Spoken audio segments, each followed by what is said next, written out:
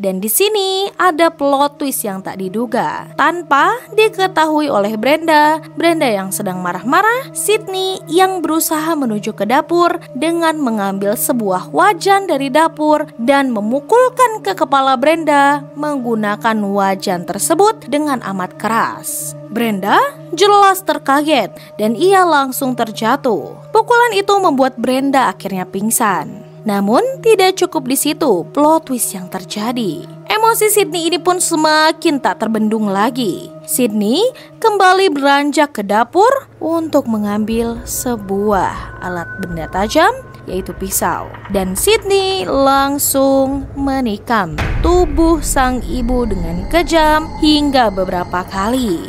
Menggilakan, bukan?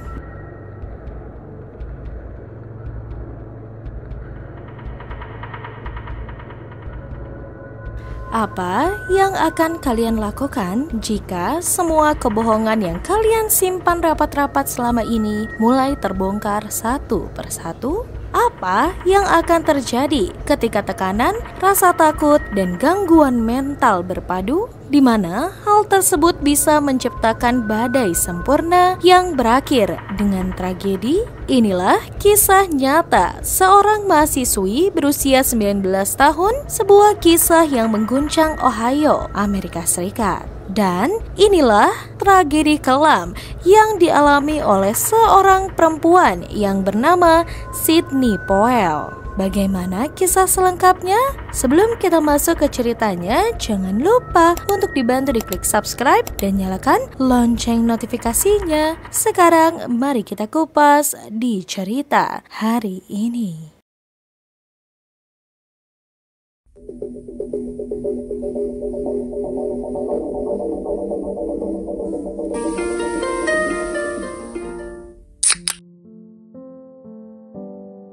Sydney Powell, ia lahir pada tanggal 1 Desember 1997. Ia lahir di sebuah keluarga yang tampak harmonis di kota Ohio, Amerika Serikat. Ayahnya Sydney yang bernama Steve Powell bekerja keras untuk menafkahi keluarga mereka. Sedangkan ibunya, Brenda Powell, dikenal sebagai wanita yang baik hati, penyayang, dan pekerja sosial yang banyak terlibat di komunitas lokal. Sydney adalah anak yang pintar dalam bidang akademis. Semasa ia meniti pendidikan, ia selalu mendapatkan nilai terbaik di dalam kelasnya. Ia juga seorang anak yang penurut kepada kedua orang tuanya.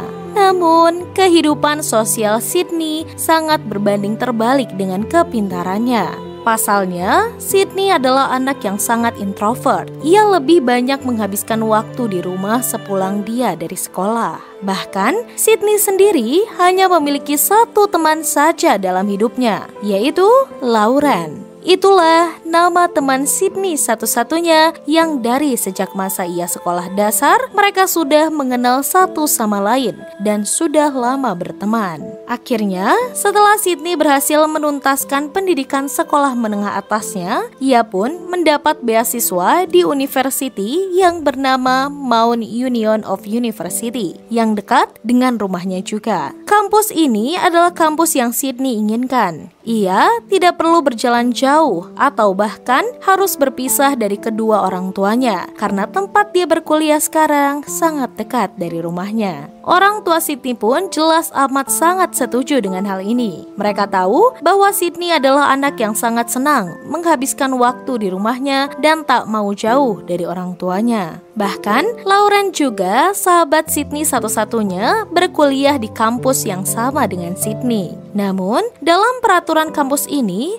semua siswa tingkat awal wajib untuk tinggal di asrama kampus selama 1 tahun penuh. Hal inilah yang jelas membuat Sydney gugup karena pasalnya ia harus berpisah dengan kedua orang tuanya walau sebenarnya jarak dari kampus dan rumahnya hanya 15 menit menggunakan kendaraan.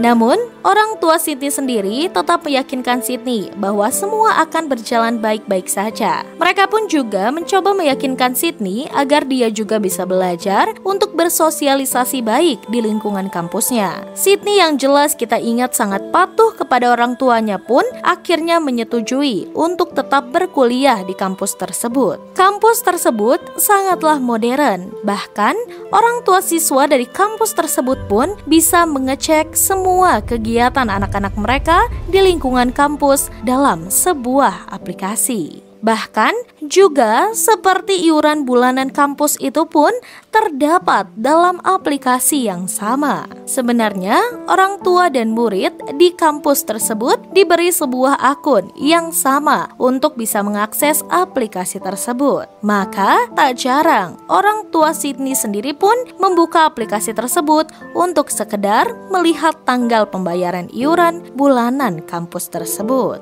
Akhirnya setelah melalui proses pendaftaran yang panjang, hari pembelajaran itu pun dimulai. Sydney mulai bersosialisasi di kampus tersebut. Bahkan tak jarang, Sydney juga menceritakan kisahnya di kampus kepada kedua orang tuanya melalui saluran telepon. Sydney berkata bahwa dia sangat senang berada di kampus tersebut. Bahkan, dia juga mengikuti beberapa organisasi yang ada di kampus tersebut. Ayah Sydney yang jelas mendengar cerita Sydney amat sangatlah bangga. Bahkan, ketika ayahnya menanyakan nilai pelajaran Sydney, Sydney selalu menjawab bahwa nilainya selalu menjadi yang teratas. Ayahnya pun jelas percaya karena dari sejak awal Sydney bersekolah, ia adalah gadis yang sangat pintar dalam bidang pendidikan. Hari demi hari, bulan demi bulan pun berlalu. Semua seakan berjalan seperti normal. Namun, tepat pada bulan Februari 2020,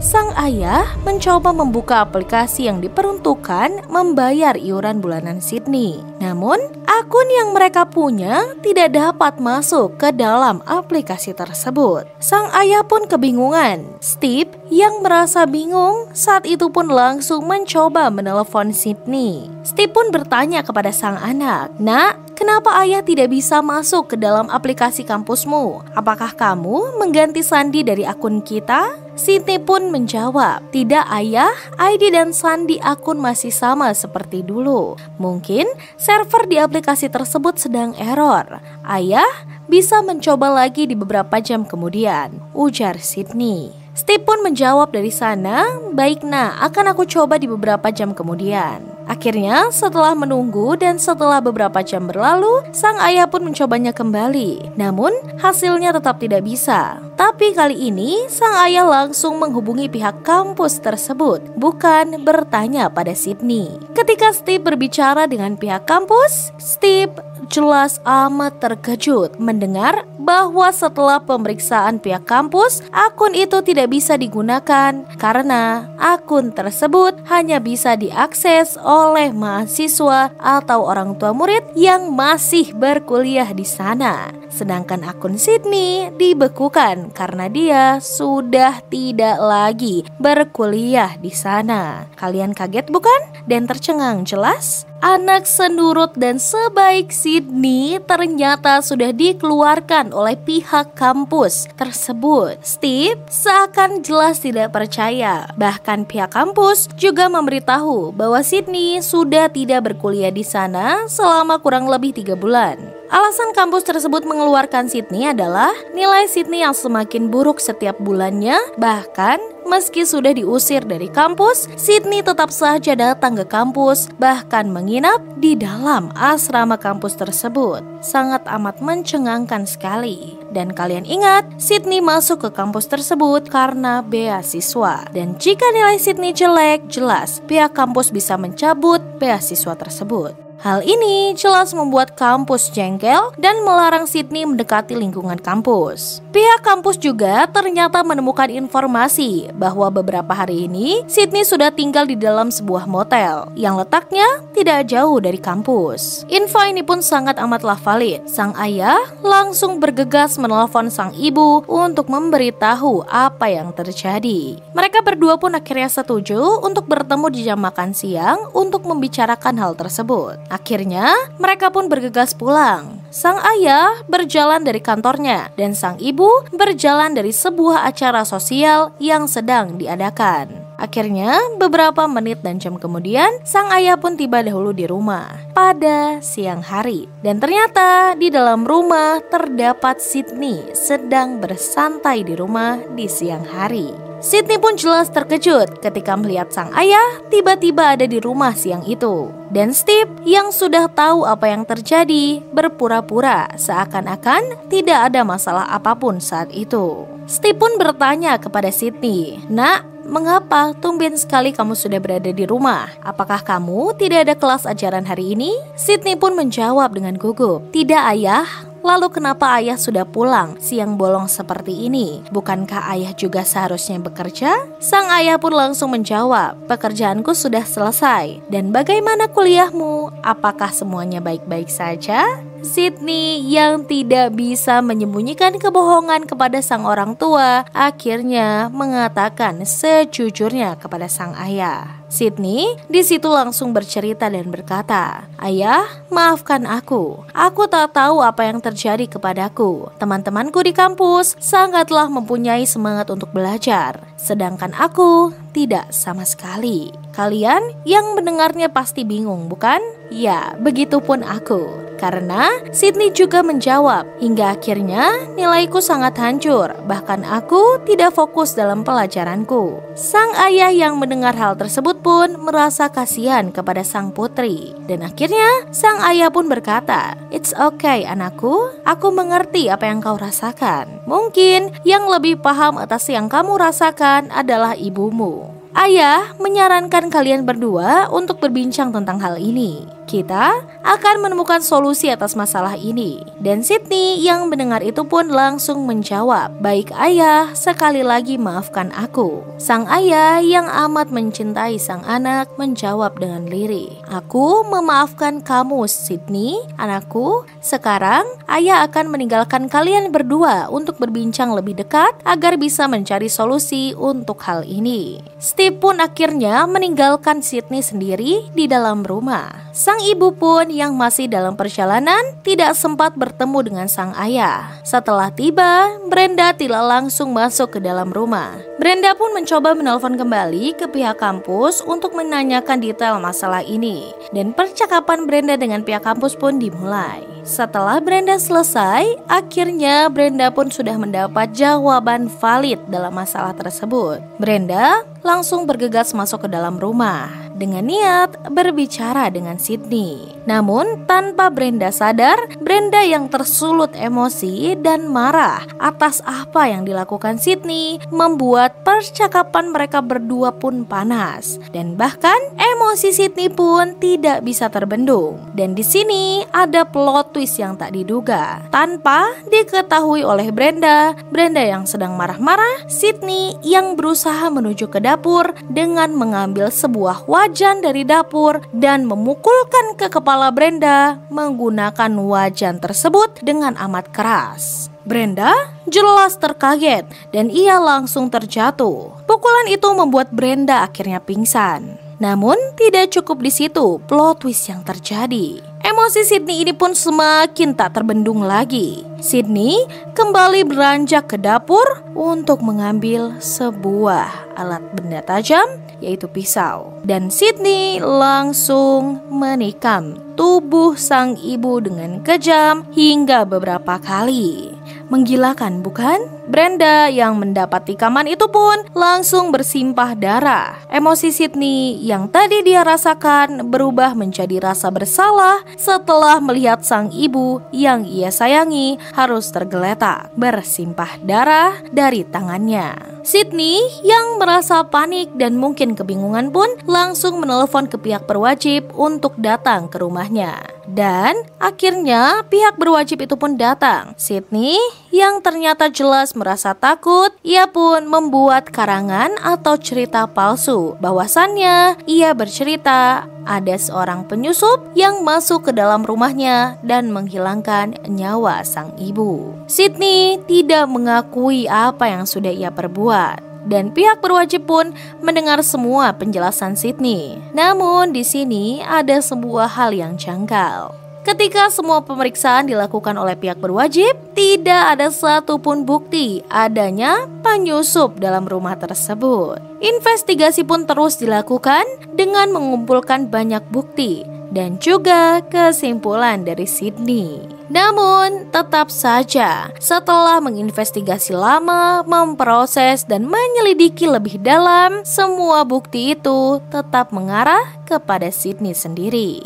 Akhirnya, sang ayah yang sebelumnya sedang kembali lagi bekerja, kaget dan terpukul atas apa yang dia lihat dan dengar. Karena dua wanita kesayangannya harus mendapat pil pahit bahwa salah satu dari mereka harus kehilangan nyawanya. Sydney pun akhirnya diproses dan diperiksa oleh pihak berwajib atas semua bukti yang ditemukan. Saat diinterogasi pun, perilakunya tidak konsisten. Kadang Sydney tenang, kadang menangis histeris, kadang juga seperti tidak memahami pertanyaan yang diberikan pihak berwajib. Akhirnya, pihak berwajib pun menghubungi psikiater, dan psikiater kemudian memeriksa keadaan Sydney. Sydney didiagnosis mengalami psikosis dan kemungkinan skizofrenia. Sydney mendengar suara-suara, percaya pada halusinasi, dan tidak sepenuhnya memahami realita. Namun, sebuah pertanyaan pun kembali muncul.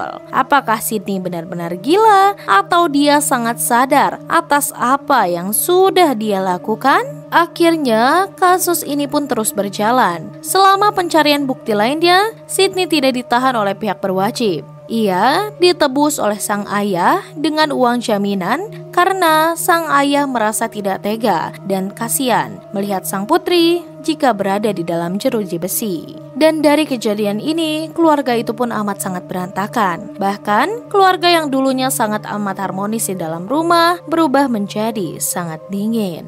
Bahkan mungkin untuk saling mengungkapkan perasaan pun mereka sudah tidak bisa atau tidak mampu lagi. Akhirnya setelah 3 tahun tragedi itu terjadi, persidangan pun dimulai. Sydney mengajukan pembelaan atas kasusnya. Ia berkata bahwa ia tidak sadar atas apa yang telah ia perbuat. Namun, sang hakim pun jelas tidak yakin bagaimana bisa orang yang tidak sadar melakukan sesuatu hal mencoba untuk merekayasa kematian dan juga membohongi pihak berwajib. Argumen Sydney itu pun jelas akhirnya tidak digubris oleh sang hakim. Sydney akhirnya kalah dalam persidangan dan terbukti bersalah serta ia mendapatkan hukuman seumur hidup tanpa pembebasan bersyarat. Sydney pun yang mendengar itu jelas menjerit dan tidak bisa menerima semua ini. Sang ayah di sana hanya bisa menangis atas apa yang telah menimpa putrinya, apalagi istri tercintanya. Ms. Powell? Is there anything you want to say to me at this time? Okay. I have advised Ms. Powell. I have considered the evidence that was brought into evidence at the trial, the statements of counsel, and all of the information that is before me at this time. On count 1, ma'am, I sentence you to an indefinite sentence of 15 years to life in the Ohio Department of Corrections. Received and read all of the letters that have been sent to me. I have considered the evidence that was brought into evidence at the trial, the statements of counsel, and all of the information that is before me at this time. I do find that counts 2 and 3 merge with count 1 for purposes of sentencing in this matter. Based upon the facts and circumstances of this case and in consideration of the relevant sentencing factors, including seriousness and recidivism, and applying the minimum sanction that the court has determined will protect the public and punish the offender without imposing an unnecessary burden on state and local resources, the court imposes the following sentence.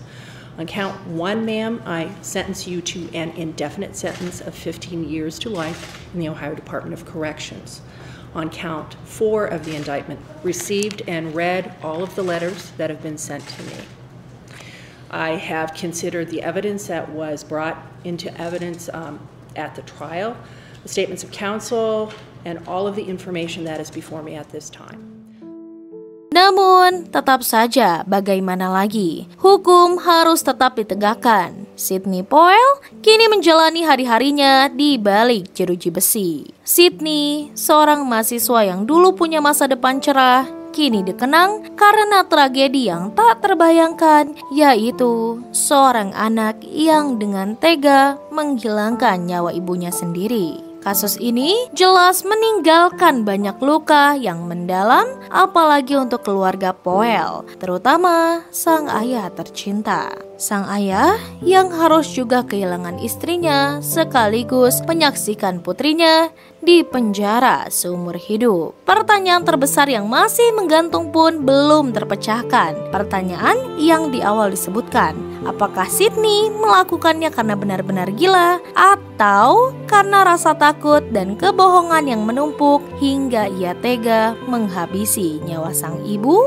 Jawaban itu pun mungkin hanya akan selamanya diketahui oleh Sidney sendiri. Dan dari kisah Sidney, mungkin motif Sidney hanya tidak tahu arah tujuan hidupnya kemana. Kepintarannya yang dia miliki pun menjadi sia-sia. Dan dia karena memiliki kesehatan mental yang kurang baik, akhirnya memutuskan hal yang tidak baik juga. Dan kasus ini pun jelas membuat kita belajar bahwa peran orang tua itu sangat amatlah perlu. Bukan hanya ketika sang anak berhasil, tapi juga mengajarkan sang anak untuk menerima sebuah kegagalan. Karena sebuah kegagalan itu sendiri akan memupuk sebuah mental yang kuat untuk bangkit di kemudian hari. Jika kalian sedang tidak tahu arah hidup kalian kemana, coba konsultasikan dengan orang terdekat kalian, apalagi orang tua kalian sendiri, agar mereka pun tahu apa yang terbaik untuk kalian dan memberikan saran terbaik untuk kalian juga.